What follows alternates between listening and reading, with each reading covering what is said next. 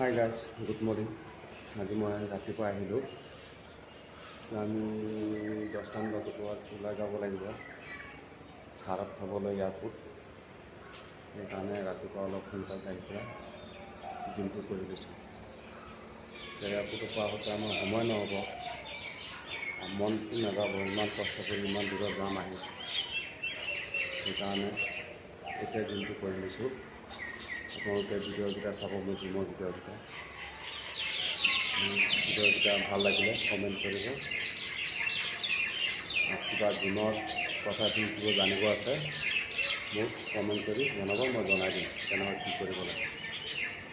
Actually gym কৰা বহুত ভাল, স্বাস্থ্যৰ কাৰণে ভাল, বেমাৰ আজাৰ নহয়। সেইটো সদায় কৰিব লাগে, কিন্তু বেয়া লাইনত যাব নালাগে। বেয়া লাইনত যাব নিজৰ দেহাটো বৰবাদ হ'ব।